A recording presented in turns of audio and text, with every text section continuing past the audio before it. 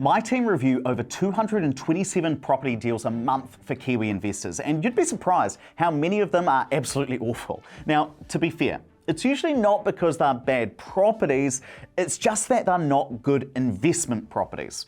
So, how do you tell the difference? Well, after 12 years of helping Kiwis through the property investment process, we've identified 6 crucial checks that every New Zealand buyer needs to make before buying anything. So in this video, I'm going to show you what those 6 checks are and how to make sure you never buy a dud property again. Hey friends, welcome back to the channel. I'm Ed, an economist and property investor. This is my mate Andrew, who owns 40 properties. Together we host New Zealand's #1 property and investment podcast, and this is our conversation. Now, there are lots of things you could check when you buy an investment property. In fact, there are 23 steps that I think you really should check. And if you want to check out what those are, I've got it on our website. I'll link it down in the description. But today I want to go through the top 6 of these things that really matter most.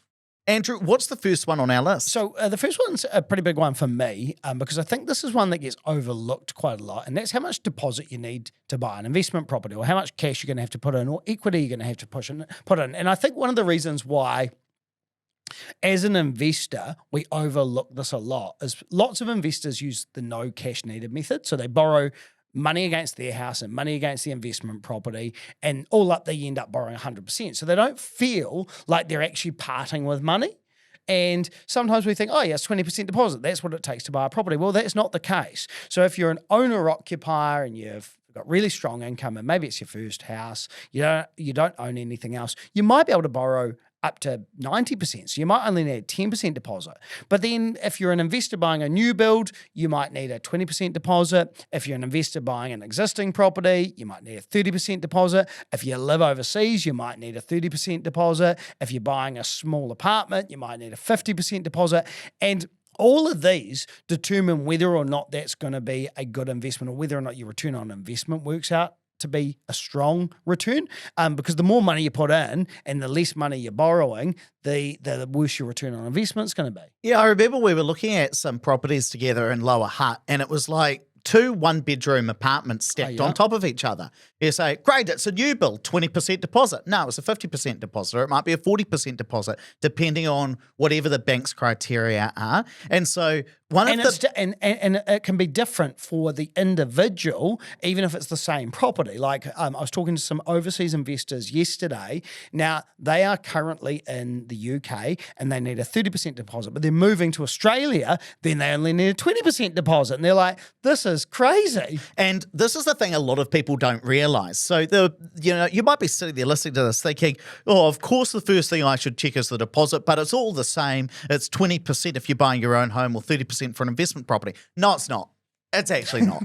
It is very, very different depending on the property you're buying, who you are, and your personal situation.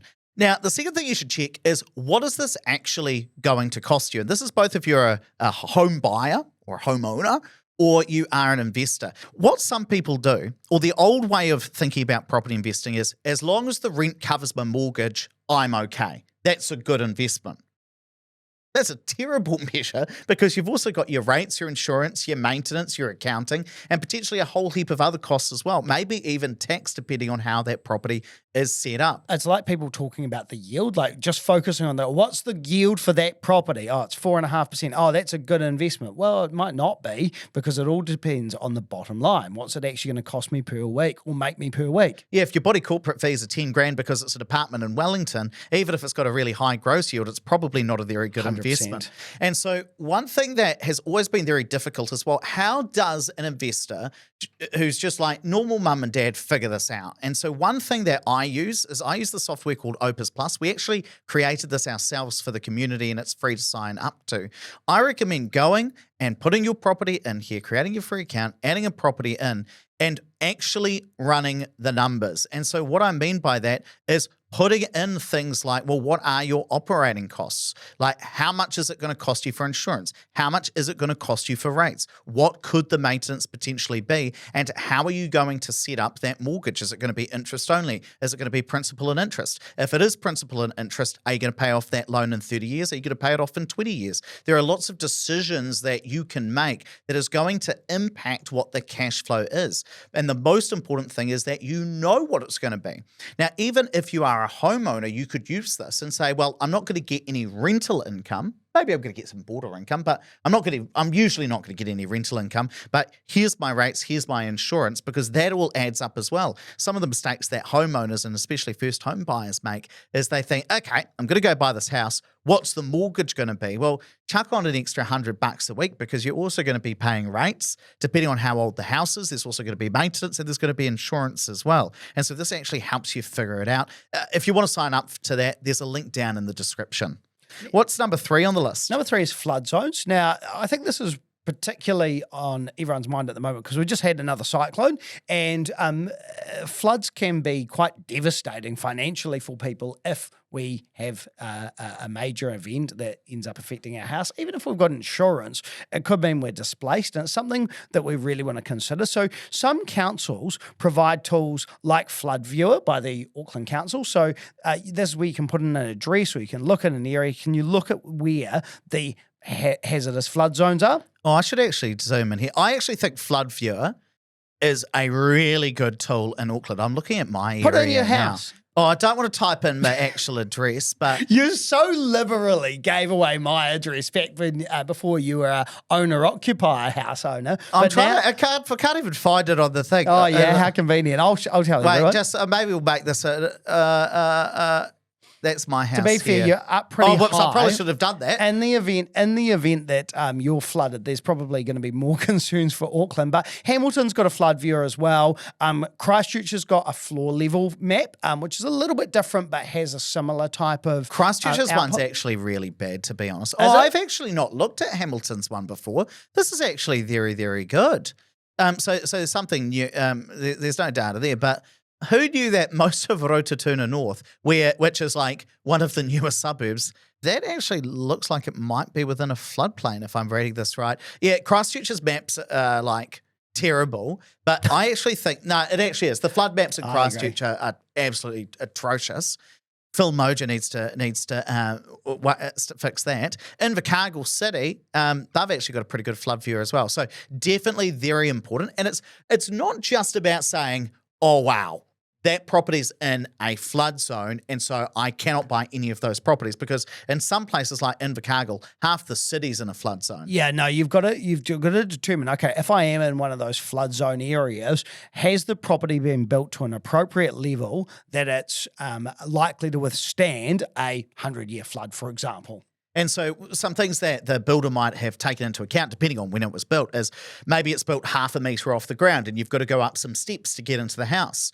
My house is actually like that. I think you've got to walk up like 1.5 metres of steps just to get into the house, which, I mean, it looks quite nice because it's got a nice deck. But that means that if there is a flood, like my house is well above the ground, it's probably not going to get flooded out. If your house is built in the 70s, though, it might be built quite a lot closer to the ground, and it might not be taking into account the fact that, hey, there could be a lot of floods. And actually, we did a podcast probably a couple of years ago now on exactly this, and we actually used the street view to look down streets and some of those older properties that were lower to the ground versus now new builds built much higher because of the fact that we're now more risk adverse when it comes to those flood levels. Well, it's not even just like new builds as in properties that are built today, but properties built within the last couple of decades. Yes. Actually, some older properties as well that were built in the 1920s are built right off the ground as well. The fourth thing that I'd look at is always, always, always get a building inspection. Even if your property has just been built, it's brand new,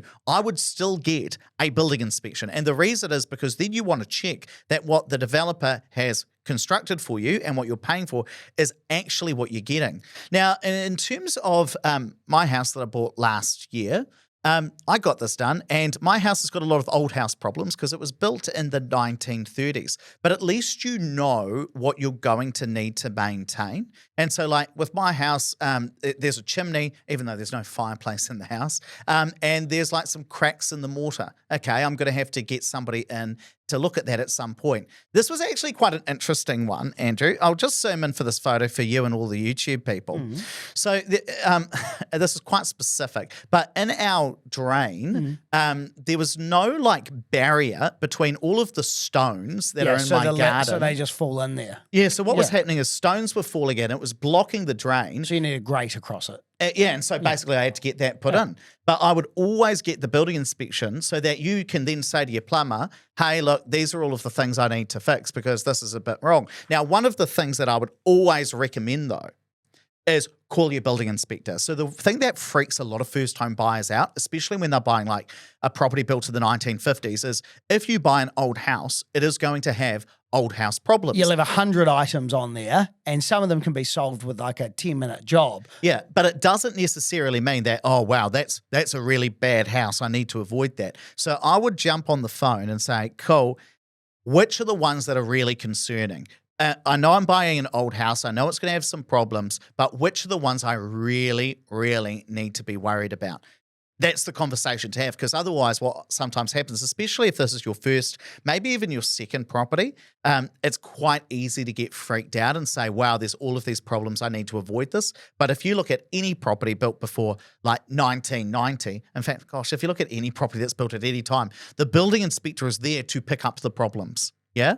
And so there will always be issues, even with brand new houses. The thing is to catch them so that the developer in that case can fix them. What's number 5 on your list? Number 5 is making sure that you're actually getting a good price. Now, people always say a good investment, you is when you buy it, which I don't think. If you're buying for 20 years, it's nice to get a discount, but you just want to make sure that you're at least getting a fair price. And how do you establish what a fair price is? So, sure, go on homes.co.nz and see what that property might be actually worth. You're talking about the homes estimate, Yeah, correct. But also I think go to One Roof, which is even better for looking at what is selling for around that particular location. So you might want to go, oh yeah, okay, so there's a 3-bedroom house down the road that sold for $50,000 more. So maybe actually I'm getting a good deal because I can then jump online and say, oh, the photos are pretty comparable. It's a pretty similar era property. Yeah, it's got a little bit of a bigger backyard, but I think I'm getting a good price. So what I'd do is if you go to tools in One Roof, so you go to oneroof.co.nz, which I actually think is a very good website, not just because I often write columns for them, but if you go to the tools section and go find a suburb, and I've just found one, Addington and Christchurch, which because it starts with A, it's always the first thing that comes to mind. And when you look at the map, if you turn on just recently sold properties, then what you can do is go around, look at what's sold, jump into the actual listing and see, well, what did somebody pay for that? Now, it's not that the data isn't necessarily always available because it might have sold really, really quickly. But this one was sold, by Harcourts just this month. And so the price hasn't been listed yet. But what you could do is then see what price people have paid, and then I would compare that. And I'd be creating a spreadsheet being like, what properties are selling at what price, and do I think that these properties are better or worse than the one I'm looking at? And if you want to dig into more of that, we've also got a podcast about that. I'll link it down in the show notes and the description. Now, last one that I think is really important is what are you actually buying? And what I mean by that is when you buy a house, like, yes, you're buying the house and you're buying the land, but there might be some restrictions on that. So, for example, if I look at my house, I own the driveway, but there's a right-of-way. And what that effectively means is I've got my neighbour behind me. So I have to allow my neighbour to drive up on my land, up their driveway, so that they can get into their house. And so I just need to keep in mind, okay, I own the land and the driveway. It's my responsibility to maintain that driveway, but my neighbour has to be allowed to use that. So that's okay. The interesting thing there is that if my neighbour was not a nice person, they actually are really, really nice. But if they weren't a nice person, I'd need to buy a lawnmower so that I could mow the driveway because it's my land. It's my responsibility to maintain it. That's the only piece of grass on my land. Now, luckily, old mate neighbour. He does it for you. Yeah, he does it for me. In fact, do you know what he said to Is me? he retired? No, he's not. He's not actually. I think he's. I don't know how old he'd be. But it's quite funny. He said that. Oh yeah, I used to be real good mates with the person who owned the house I live in now. And they were worried about getting a bad neighbour. No. And what happened was that previously the house I live in used to have a lot of grass before the old neighbours built a big deck. Old mate next door friend, he used to mow the neighbour's full lawn for him because they were really good mates. So I was like, oh, that's really nice of you. You are undeserving of such a nice neighbour. But the other thing, like, let's say there are some townhouses like just down the road. If I was buying a townhouse, what you might need to be aware of is sometimes the people who own the front unit, the unit that is closest to the street, they might own the driveway. I mean, not in this particular case because it's quite a large driveway, but they might own the driveway and be responsible for maintaining it, even though everybody else gets the ability to use it. And so asking questions like, what sort of land use is it? You know, if it's a cross-lease property, okay, well, that's usually okay. But if you want to add an extension to your property, you're going to have to get your neighbour's consent. If you're in a townhouse development and it's a unit title, that means there's going to be some body corp fees. Often with unit titles, like if it's an apartment, everybody who owns an apartment in the building will collectively own the exterior of the apartment building. But you will own the inside of your individual unit. That means that you're responsible for any maintenance on the inside of your unit, but you're all collectively responsible for the maintenance on the outside. Now, that starts to add some interesting quirks. Like I own an apartment that's a unit title. There was a big fight with the body corporate about, well, who owns the skylight in my apartment because it was leaking? Did the body corp have to fix it or did I have to fix it? Of course, the body corp saying, no, you own that, not us, and so you have to fix it. So what I'm just saying is there are quirks with individual properties about what do you actually own, what are you responsible for? So I was looking at a property. This was when I was looking for a house for myself, and there was 3 properties on that kind of in a row, and there's a big long driveway. And I said to the real estate agent, who owns the driveway? He said, I don't know. And I was like, well, I really need to know that because if it's the person in the back house, they've got responsibility to maintain that driveway because they own it, even though other people would have access to that. So I just want to know that. And so that's where I was like, well, you really should know this and you should be able to tell me because this is material in terms of my decision-making process and I just want to know what it is. So kind of number 6, even though it's kind of an odd one, what are you actually buying? What are the responsibilities that you have when you buy that property in terms of other people using your land and you have to maintaining it? And I think the cross-lease comment is a really important one because people who think, okay, well, if I get a standalone property, it's mine, or even in your situation, you know, like that seems like a property that you wouldn't think that there's added responsibility for someone else, but there is. Yeah, and I actually said to my neighbour as well, I was like, I know you're mowing it, and you haven't even asked me if you want me if I want you to do that. I was like, I'm very, very grateful, but I also realised that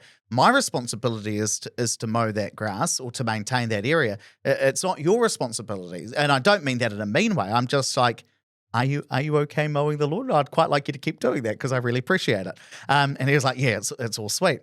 But these are some of the things you might want to think about now. I suppose what these 6 things are about is looking at property from all angles. And again, I think there are way more than this. We use a 23-step checklist at Opes Partners. But if you can use just start by using these 6 things, trying to evaluate property from different angles, hopefully you can avoid buying a dud. Now, as I said before, you can get every detail right on a property deal, but if it doesn't fit into your bigger plan, you still could fall short. And that's why so many smart investors say to me, Ed, I own 2 investment properties, but how do I actually use those to get financial freedom? So watch this video next where I walk you through the ultimate financial plan step by step so you know exactly how to build long-term wealth, not just buy a house.